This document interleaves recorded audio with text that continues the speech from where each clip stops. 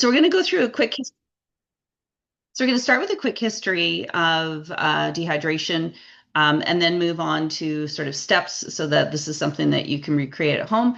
And then Andrea has put together a number of different recipes and ideas for us for different things that you can do with some of your excess berries.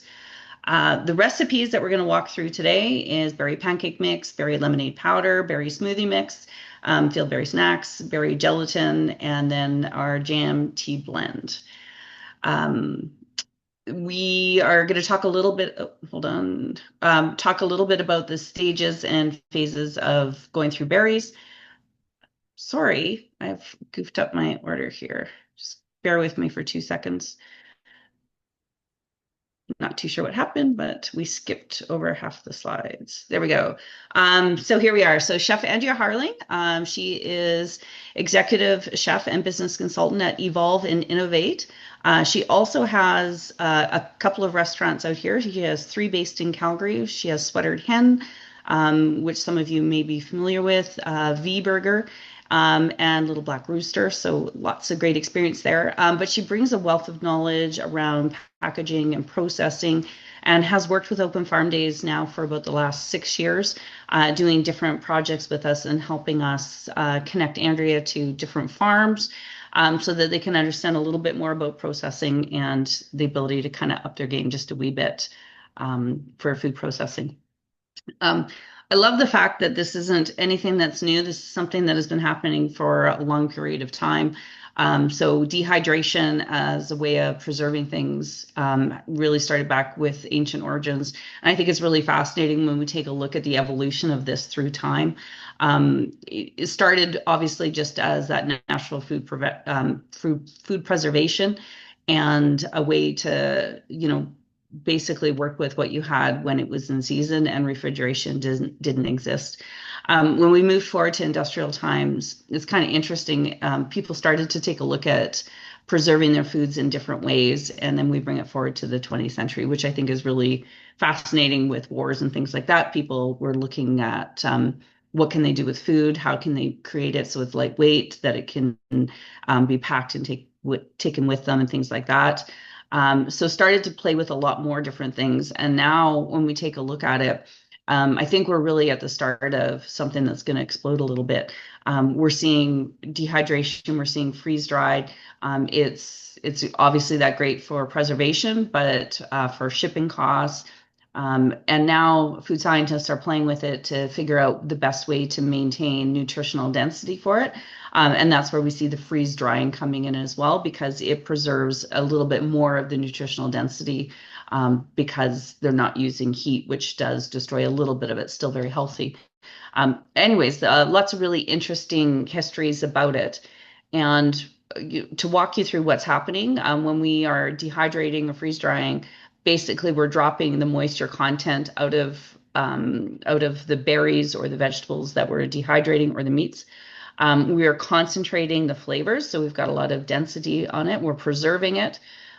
There are permanent changes to the texture, and then of course the weight of the items become much reduced, and then we're altering the nutritional profile. So this is one of the important things that they're playing with right now, to see what they can do to actually keep as much nutritional density in it. Done a couple of different projects to get ready for this little workshop here. And we're talking about how we can dehydrate berries for drying versus juice for drying. This is a couple of the interesting things that we found. When you dehydrate berries and you're creating a berry powder, when we talk about the fruit, we still have all that fruit pulp. Everything is still there. So when you have it done that way, basically you've got the whole fruit still. So if you dehydrate it, turn it into a powder, and then rehydrate it, you've got all the berry pulp. Whereas when you take the berry juice, that creates a different project, because the juice is clear, there is not pulp in it. So you have 2 very, very, very different projects, and Andrea is going to get into that. And I'm going to pass it over to her now. Andrea, if I can get you to unmute, and if you could walk us through dehydrating berries. Yeah, of course. Hi, guys.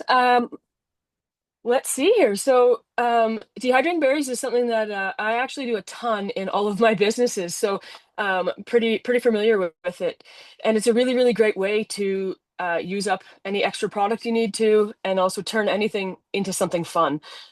Being a little creative. So, the big thing is washing all of your berries. You can either be fresh or frozen. It doesn't really matter. Make sure they're nice and ripe with lots of flavor. No mold, no bruises or anything. Get rid of all the old ones. Um, wash, give them a good wash. A little bit of a trick is to give them a soak in a citric acid bath, which helps to preserve the color. Um, I mean, you don't have to do that at all. It just makes all of your finished product nice and bright.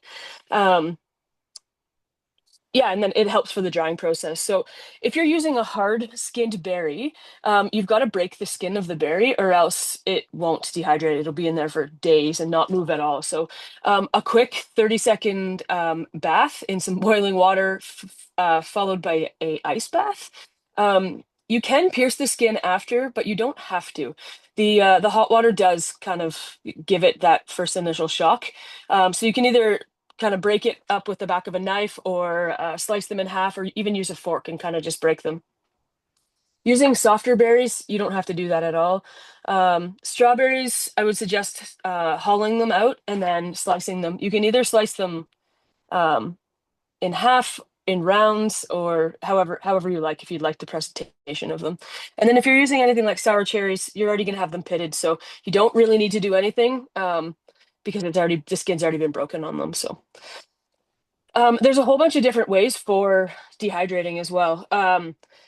Easy things to do. You can do it in your home oven, no problem. You can do it in a commercial dehydrator, freeze dryer. You can air dry, a whole bunch of different ways. Um, Most common is a dehydrator. Um, so that would be single layer after you've washed them all, single layer on a dehydrator sheet, no overlap or anything.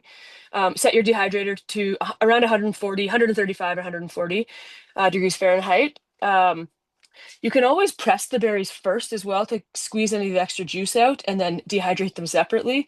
I like when I'm doing the berries to leave the juice in just because it gets for me more of a concentrated finished product. And I find with dehydrating, it ends up this really nice sweet texture to it.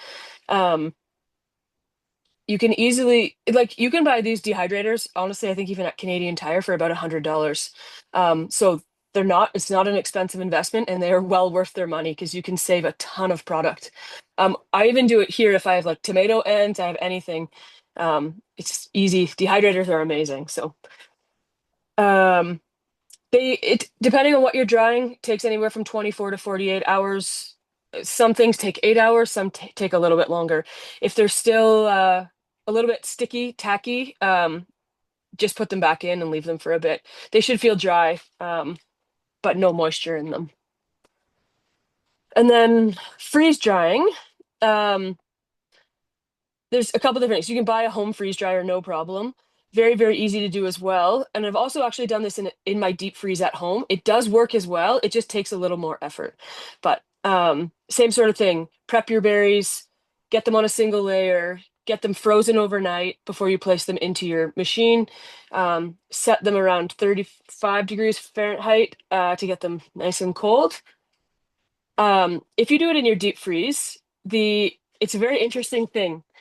Get it as frozen as you can on a single tray, get it nice and low in the freezer, and then you need to open your freezer um, about every 8 hours for 45 minutes, and only enough to let the moisture escape out.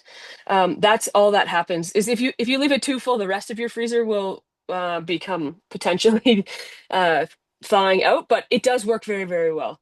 It just takes a bit longer to do, but it's cool. Within about 4 days, you can have freeze dry without buying any product. So, but same sort of thing. Keep it deep in your freezer. Open the freezer for 45 minutes every few hours for a few days and you'll get the same product. So if you wanted to test it out, freeze drying I think has a bit more advantages than dehydrator, as in you get a better product out of it. But I don't know. I'm a huge dehydrator fan, so either way really works.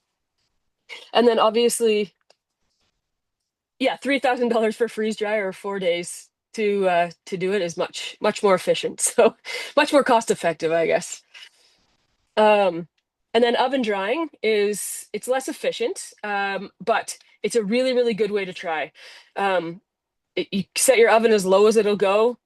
Same sort of thing. Get your baking trays lined with some parchment paper. Spread your berries out in single layer, and then same sort of thing. You've got to leave your door open a little bit to let the moisture escape. You could prop it up with anything like a spoon or anything you've got. Um, what I do if I do it in the oven at home, I will put it in the oven overnight, leave it open in the morning, flip and rotate, and then do the same thing, leave them for the rest of the day like that. And it can depend, same thing, depending on what you're dehydrating, could take anywhere from, I don't know, a day to 4 days. Same sort of thing. You just have to watch. There's a bit more burning process that happens in an oven because the temperature's a little bit less consistent. So you just have to be careful of that. But you'll still get that dry, leathery texture out of it. And a good way to kind of test it out.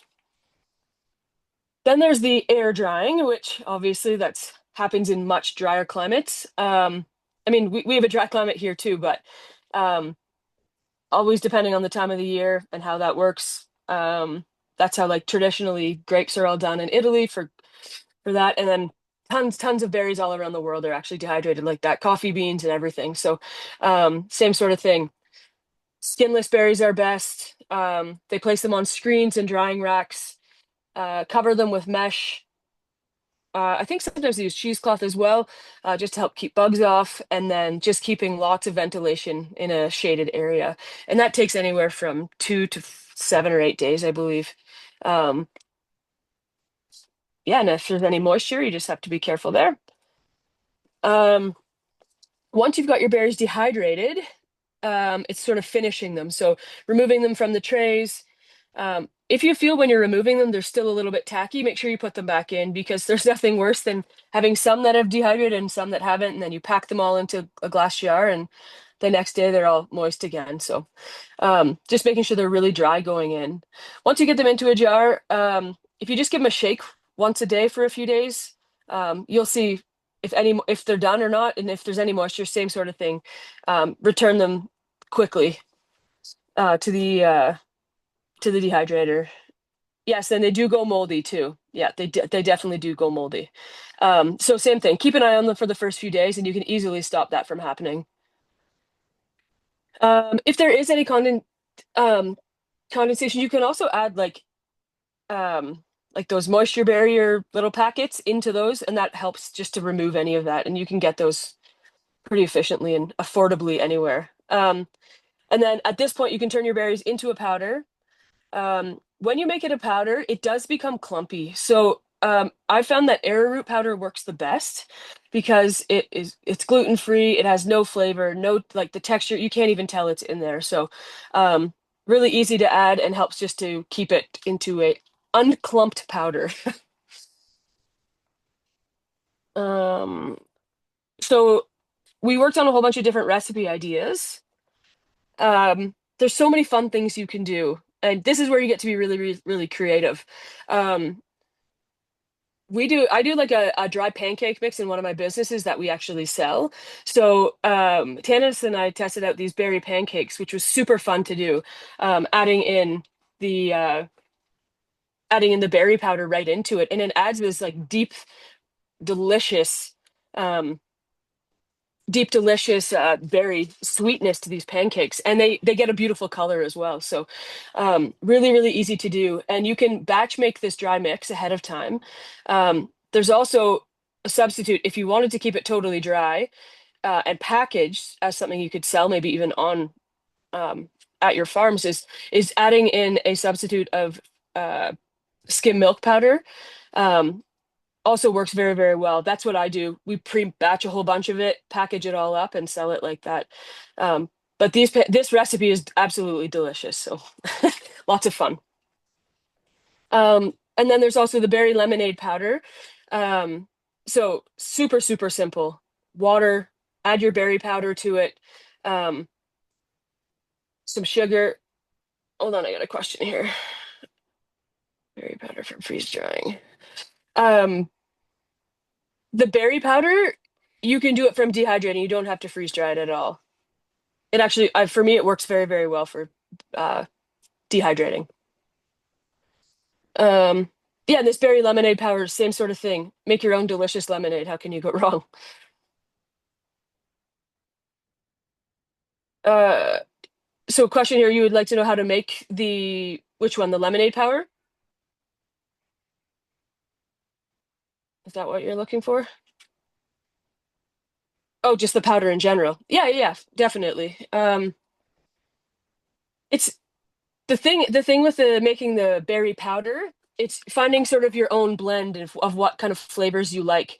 So you can use any kind of berries that you have. What I would do is dehydrate them all separately and blend them all down, and then trying to kind of figure out what flavor components you like. We can easily come up and show you those kind of recipes and stuff.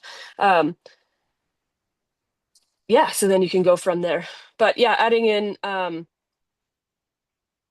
it all depends what you like. So the berry powder, you can add a non-sugar sweetener, or you could add some sugar to it if you needed to, some citric acid. I always add a pinch of salt because that helps just bring out the flavor, especially after it's been dehydrated.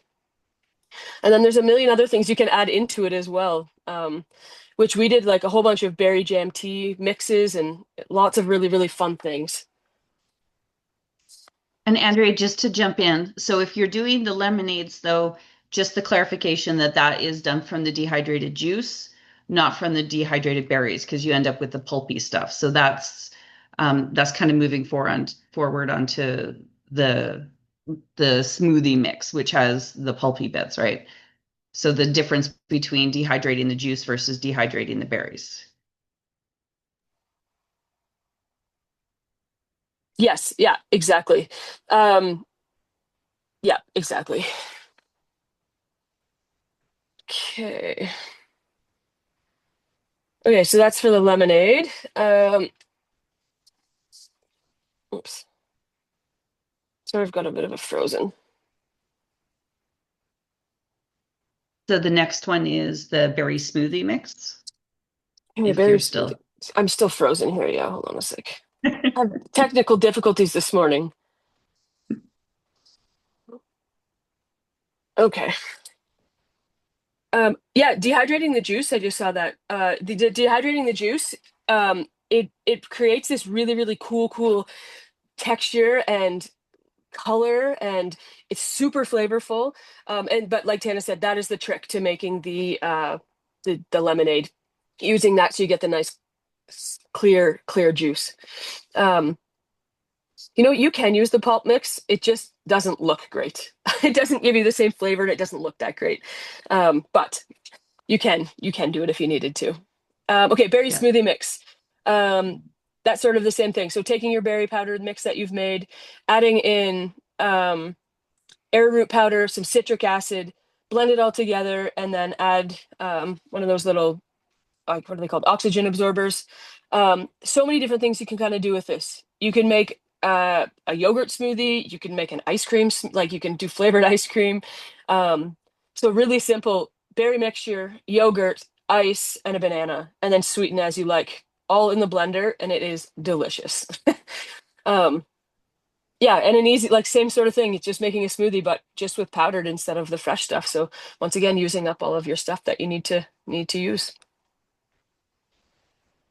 I Um, think the neat if I can, I think the neat thing too about the smoothies is once that the powder goes in, like you still have a bit of that mouthfeel from the fruit. Like there's still some sort of density, even though it's a fine powder. It's kind of interesting that way. yeah, definitely. I think that's fun. I mean, food is Yeah. such a cool thing, and being able to come up with new recipes and play around with stuff, and yeah, it's pretty awesome. All right. Um, I do have a question actually. So when you're packaging your smoothie mix, you've got your citric acid in there. And I know we talked a little bit like sugar can be added or left out. So if you want to use it, you know, but is the citric acid, is that just your preservative in there? Is that what's giving it a longer shelf life, or is it just because it's dehydrated, it goes for ages? it would go for ages on its own as well. The citric Okay. acid definitely helps. And it helps, same thing, it helps to keep the color too. So over time Okay. without it, it will die, the color will die out. Um, Also, citric acid, it's in any sort of food processing, preservatives, a bit of flavor and color are the main reasons. Um, I'm a big fan of citric acid. I think it's the one of the best things to do for in a package like packaged product, and it adds lots of flavor. So, um, yeah, and Okay, then so it's adding got this. lots of roles in there. It definitely does. It is. I mean, you can do it without it. You can definitely do it without it, but you will notice the color of your mix start to darken. I actually had some at home that I was looking at a few days ago, and it's some that was it was Haskell berries, already very, very dark, but it went almost like brown, and that was a batch I had done without the citric in it. So keeping the citric in it, I find is very helpful. Okay.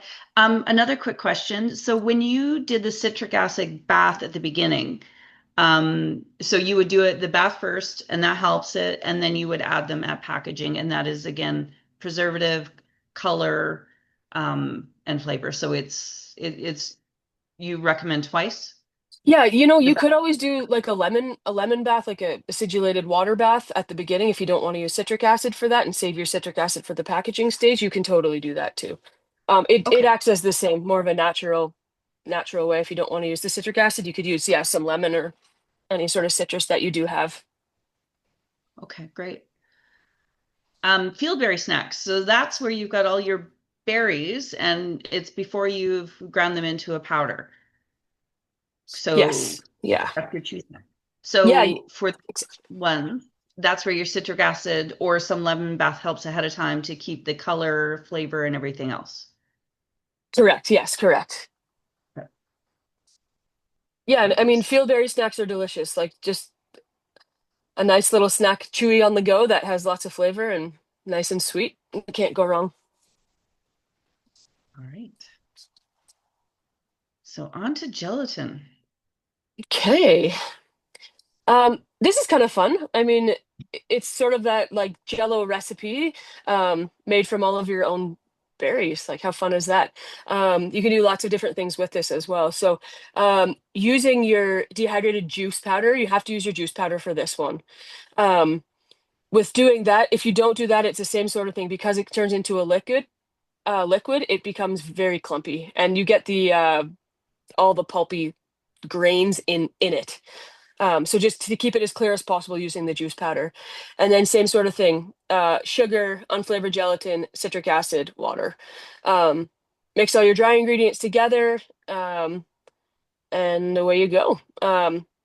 This recipe will make a liter, sorry. Um, yeah, I don't know if, yeah, sorry, I lost what I was going to say there. Um, Yeah. but this is fun. I And think yeah, yeah. I think that's fun. I mean, it's when you think of all the flavors out there, how fun would it be to have like sour cherry jello and Haskell jello and different things like that. I think it's I think there's some real potential for stuff like that. Exactly. And I think it's fun. I just think it's like doing something everyone's familiar with Jello. So now you've got a Saskatoon Jello, like, doing things that you're not used to, no one's used to seeing. All right. Same sort of thing. That's something you can sell as a dry mix. You can pre-make the dry mix and put the ingredient, how to add the water and make your own Jello mix. Great. Yeah. Okay, so on to teas. Okay, so the teas, this is kind of a fun one. You can do so many different things with this. This is like, um, this is just the sorry. You can do a ton of different things with this. All the different flavors you can have, you can steep any flavors into it. So, um, you don't even have to make the powder. You can use just the dehydrated fruit itself, or you can pulse it up and make it into a powder. I mean, mint grows crazy here as well, so being able to use some dried mint into it and making your own tea blends is super fun. Depending on what you're looking for, what kind of berries you have. There's also tons of crab apples here, so crab apples, rhubarb, all of the berries that you've got. Um, for a blending, this is what I was saying, this is the fun part. This is totally personal. You get to do what you like. You can make strawberry rhubarb tea. You could do apples and cinnamon. You can do tart cherry and black currant. There's a whole bunch of different flavors and stuff, and at whatever kind of flavor you're into, you can make, which is fun. Very easy to do, and yeah, it's boiling your water, adding your berries to it or your mix to it. It takes about 7 to 10 minutes, I believe, to steep the berries properly to actually extract all of the flavors. Um, but yeah, depending on what you've got from like an acidic standpoint, cherries, rhubarb, cranberries, blackberries and raspberries have tons of flavor. And then from like a smell aroma sort of standpoint, I find strawberries and raspberries really, really bring out um, more of the nose on it, and really helps to kind of tie it all together. So yeah. So Um, Andrea, like when you were building our tea blend for us for Open Farm Days, can you walk through because obviously there was like lots of different berries, everything from hascaps to raspberries to strawberries, Saskatoons, can you walk through how you put that blend together?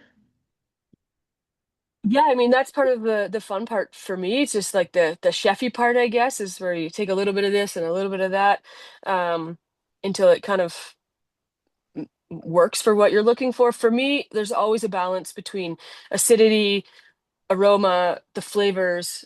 You need a bit of depth into it. Sometimes it's too bitter, too sweet, not enough depth. Um, it's honestly just mixing as you go. So for me, taking classic combinations is the best way to start. We tested out the strawberry rhubarb, which was delicious. Once you get the strawberry rhubarb going, you're like, ooh, adding some raspberries to that really kind of helped to elevate it. Um, Adding some dehydrated mint into it, and it's really just boil your water, have all your mix, and make different cups of tea and see which one you like the best. So I think what if you can see the bottom right corner, I think what was a lot of fun too is taking all of those different dehydrated and freeze-dried berries and then actually tasting them. What did they taste like on their own? And then having another glass and starting to blend them to see kind of what happens. So, we all know what the berries taste like, but a little bit of magic happens when you start putting them together. And I think also what was really neat is we saw different colors, come out of the different berries for the teas. Like, so when you started to put together something for us, it became that wonderful balance of the sweet and the sour together, the color from the berries. So you were using different berries and different things for different reasons, which I thought, it's really interesting when you start to see that process come together. And, this one has my sweet, this one has the color, this one has the acidity. It was a lot of fun, but it was really a lot of playing with it and seeing which each of the berry offered. Yeah, exactly. And as I said, I was surprised with even adding like crab apples into some of them. It really brought out different flavors out of the other berries too, which is like I said, is the fun parts. Get all your Yeah. ingredients together and start playing around.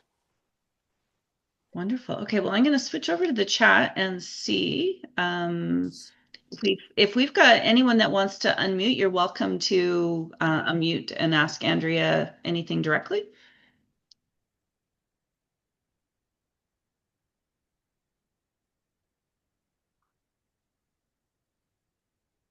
Hi, Chef Andrea. It's Anusha. Hi, Hi, how are you doing? good. How are you?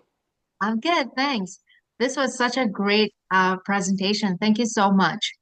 Yes, of course. Um, I had a question about gelatin, and I think it was in the fruit gelatin, and it showed unflavored gelatin. So would I be able to sub it with agar-agar or pectin? Agar is probably your best bet. Okay. Um, the numbers, the text, like the numbers might be off a little bit. So Yeah. Yeah. I can probably shoot you the numbers on that if you wanted to do that, just from the perspective of. But yeah, you should be able to use the agar, no problem. Oh, I thank you think so much. Yeah, yeah, because I don't. It'll be better than the pectin. Okay. Okay, perfect. Thank you. You're welcome. I have a quick question. Yeah. Hi, Andrea. Thanks. This is awesome. Um, so we do Saskatoon berries. We have a Saskatoon berry U pick. And because Saskatoon berries actually are like a super mini apple, essentially, not really a berry, how would that impact making like, I don't know, say powder or something like that? Or would it? I don't think it really affects it too much. I've made tons of Saskatoon powder, and it works really, really well. It's actually, for me, it's one of my favorite um, powders out of all of them because same thing, it's got this tartness. I think from the apple family, it gives it that tartness to it too. It really has a lot of depth in it. So I think using a straight Saskatoon mix is really great too. So I think it works no problem. Okay, awesome. Thank you. Yeah, Andrea, just off the top, are there any sort of fruits or berries or anything that that would strike you as not something we could dehydrate or turn into a powder, or is it pretty much anything? I think it's pretty much everything. I think there's lots of that's what I like about dehydrating is you can really turn like dehydrate anything, um, Yeah. and turn it into something like simple. I was telling Tanis this. For my kids, I made like a ketchup popcorn seasoning, and I used the ends of my onions, the ends of my tomatoes, and some herbs, dehydrated it all, and all of a sudden they're eating ketchup popcorn. That's super easy. So that's the thing with dehydrating is you can literally take any flavor, dehydrate it, and turn it into almost anything. Just have to get creative. Do you mind just touching even on the bone broth one that you did for us for Open Farm Days? Yes, see that was another project. We took, I mean, hundreds of thousands of pounds of bones, made bone broth, and then dehydrated it all um, into like a. We didn't. We left. I'm trying to think. We didn't break it down into a powder necessarily. We or did we? I can't. Yeah, we We did. We did. powdered it. Yeah, we powdered it. I still have some of that like shards of it. That's why I was thinking of that. But same sort of thing. You make your bone broth, you cool it, and then you get it in the dehydrator. It dehydrates right down into like a hard shell, and then into the Vitamix, break it all up into a powder, and then yeah, you can make soup mixes if you wanted to, like seasoned soup mixes. You could just leave it as is. I was just adding it like chunks of it into my like soups and stews, so it's just adding like stock deep beef flavor into my food. So that's the thing is there's so many different things you can do. You just have to get creative and to be able to use all your scraps up. I think this is the most important part. There's no waste involved, and you can hopefully turn something into something else and make some money off of it. Yeah. Yeah, and I think, I know we were talking about it before, but obviously the most profitable way is selling the berries fresh. But we just know that the shelf life of getting fresh berries to people is limited. So, it's not that this is to replace anything, but when you've got the excess ones, and we've had a number of different farms come to us over the years, and some of the issues, and this is where Andrea developed some other recipes for us, but what one of the farms was running out of freezer space because they were freezing all the berries and they were buying more and more freezers and they were trying to figure out how to sell their frozen berries, which wasn't moving that well. And Andrea came up with a recipe and a way for them to do freeze drying, and it was a game changer for them because it allowed them to take something that they weren't able to sell in that form and then create a brand new product. So and I think same with the bone broth. It was, when you're at farmers markets and you don't have access to coolers or freezers, how do you preserve it? So by turning that bone broth into a powder, you are freeing up that the cost or the weight of the product, the requirement for freezers. So it certainly doesn't replace the other purposes and the other things that people are doing, but it gives another opportunity for something that you can create with the excess. You know what else I think from a business standpoint, think about when you go to the grocery store and there's all those last minute purchases that people make, impulse purchases because they see it at the counter. So having, bags of a tea that you've made or I don't know, lemonade mix or pancake mix. It's like all these kind of things. But like, oh, wait, I can get all of these antioxidants from all these berries in my pancakes.